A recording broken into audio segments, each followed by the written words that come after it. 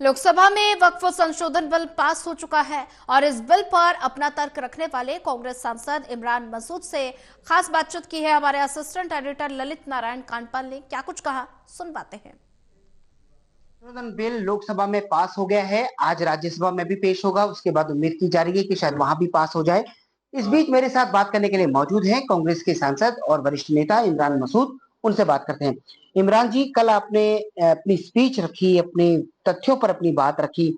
बावजूद उसके जिस तरीके से गृह मंत्री ने साफ तौर पर कहा कि जो ये बरगलाने की कोशिश हो रही है कि हम दखलंदाजी कर रहे हैं, ऐसा कुछ भी नहीं है।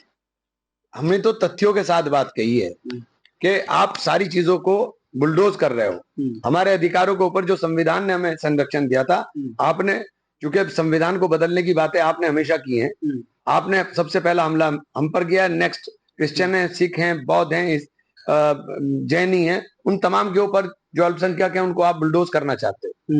लेकिन सवाल सबसे बड़ा यह है कि और उसके बाद क्योंकि ये सारा खेल जो है प्रॉपर्टी का है, तो बहुत सारे हमारे, मुझे लगता है कि बहुत सारे मंदिरों के पास, उनके पास भी बहुत प्रॉपर्टीज हैं, तो इनकी निगाह तो इस तरह की है। यानी आप कह रहे हैं कि सरकार की नजर जमीन पर है। हाँ, कि किस तरह से अपने चहेतों को बांटी जाए।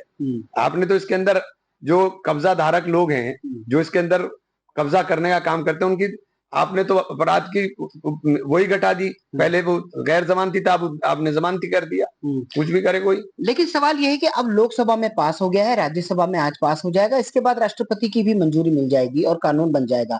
आपका अगला स्टैंड क्या है? हम लोग कोर्ट जाएंगे। अभी कोर्ट का भी रास्ता हमारे पास खुला हुआ है, कोर्ट जाएंगे।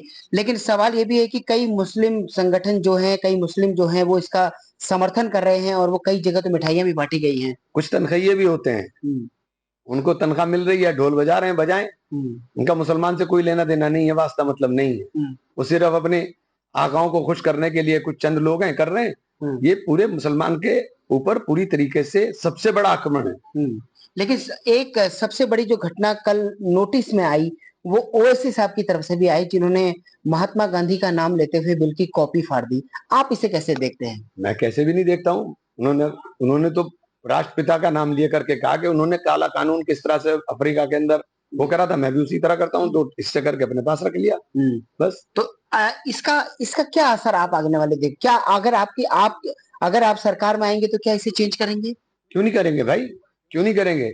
हम लोग कृत संकल्प हैं कि देश के प्रत्येक नागरिक, चाहे किसी जाति का हो, किसी धर्म का हो, उसके अधिकारों का संरक्षण होना चाहिए। लेकिन बीजेपी ये कह रही है कि किसी भी तरीके से ये आपका धार्मिक मामला नहीं है। मैं इसीलिए तो कह रहा हूं कि आप ये जो बात शर्तें लगाते हो, आपको जब वक्फ के बारे में पता ही नहीं है, तो आप कैसे कह रहे हो कि धार्मिक मामला नहीं है। वक्फ तो हमारा प्योर धार्मिक है।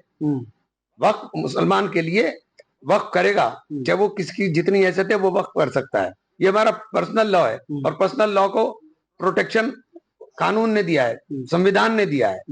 चलिए, तो हमसे बात करने के लिए बहुत बहुत शुक्रिया। तो इमरान मसूद साफ तौर पर कह रहे हैं कि वक्फ को भले ही भारतीय जनता पार्टी या एनडीए जो है उनका धार्मिक मामला ना बता रही हो, लेकिन ये पूरी तरह से उनका धार्मिक मामला है। कैमरा पर्सन अनिल के साथ ललित नारायण कांडपाल, टोटल न्यूज, दिल्ली।